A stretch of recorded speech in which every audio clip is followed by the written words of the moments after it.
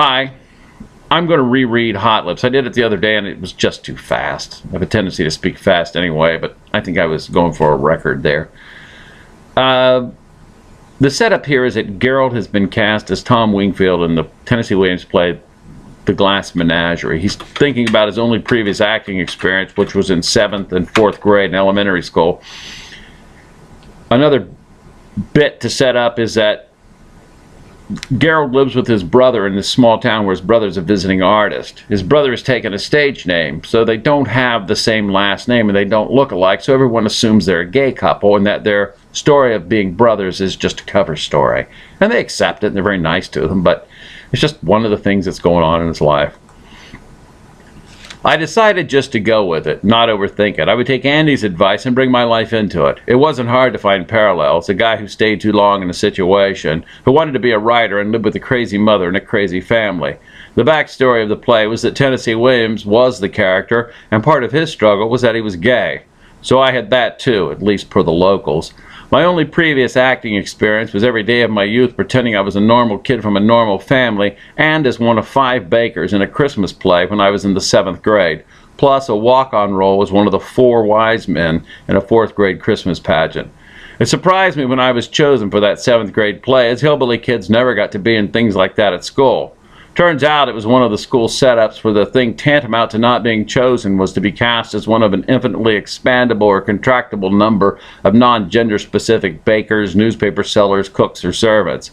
It was similar to our pageant in 4th grade. After the 2 primary roles of Mary and Joseph were cast, every girl not the Blessed Virgin was an angel singing in the choir. The boys left over were mostly shepherds and innkeepers.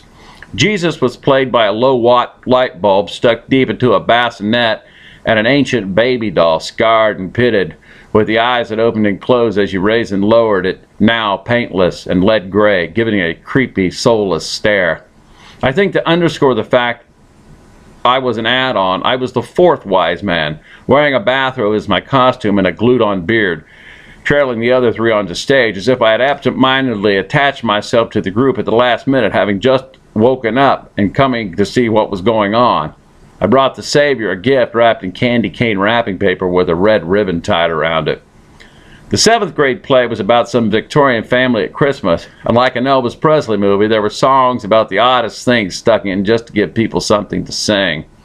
If fewer kids had tried out, 2 or 3 bakers, newspaper carriers, cooks would have sung a song. As it was, 5 of each were what was needed. As they weren't plum roles, they went to the social outcast. A masculine girl who I thought was probably a lesbian was cast as a newspaper carrier and told to dress like a boy. I'm guessing as an inside joke among the teachers. We bakers were 4 hillbillies and an effeminate kid named Jeff who sang boy soprano. If a hillbilly kid had the most natural boy soprano voice that had ever been heard, like angels singing, he would never sing soprano. He claimed he couldn't sing, or at least just try to make his voice lower.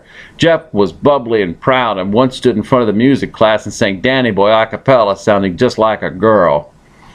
For the show, we were asked to bring a tray covered with a white tea towel. Owing to our disrupted sort of existence in poverty, we had no tea towels or hand towels, and no towel at all that was not threadbare and beyond what most would consider worn out. We certainly had no trays. My friend Bert was playing a baker as well, and I asked him if he could bring me a towel and a tray. He said he would. Following the afternoon show for the school, one of the teachers helping with the play said we needed to be in the music room before the evening performance to have makeup put on. In addition to worrying about getting there from our place way out in the country, as Mom's car may not start, or she might be in such a mental state that she could only stare blankly and swear at me when I said it was time to go, or that she would go but she would come in all disheveled and sit at the back of the place alone and put on her crying, pitiable face or her angry staring face and embarrass the crap out of me, I had to figure out a way not to have makeup put on. I knew I would not wear makeup, as did 3 of the other bakers. We hid out in the boys' locker room until just before the curtain went up so there wouldn't be enough time to paint us into humiliation. When we were ducking into our hiding place, I saw Jeff go into the music room. As we were leaving the locker room to go on stage, we saw Jeff. He did not have on what I came to know was stage makeup. I'm guessing owing to the teacher's only previous experience with cosmetics, he looked more like Annette Funicello about to go to the prom with Frankie Avalon. All he was missing was the giant hairdo with a black bow. His eyes were done with shadow, the eyebrows darkened and the lashes lengthened. He had on rosy blush and bright red lipstick. Jeff was over the top happy to look that way, giddy with excitement as he ran from person to person to show off his new look, calling himself Hot Lips. Bert's mom caught us just before we were to go on and said he was in trouble for not being made up. Bert said, "I ain't doing it, you can't make me, and I'll take a beating and I still ain't doing it." He looked over to Jeff to make his point, and his mom's eyes followed. I could see Bert's mom then agreed that it was probably best that we had hid out. At some point in the play, when Christmas dinner was being prepared, we walked out single file holding trays of random objects covered with the tea towels, set them down on the floor, and did our song. It was more like a chant with hand movements. We'd pound our dough, we'd bake our bread, making sure the family's fed, and so on, being humble servants to the rich white people. I said to Bert loud enough so the rest of the bakers could hear as we all bent down to pick up our props to leave the stage, "I bet Jeff goes home in that makeup and pounds his dough." Jeff smiled broadly and the other bakers laughed, Bert so much that he stumbled and dropped his tray. The audience loved it. Then I go on in to talk about the glass menagerie.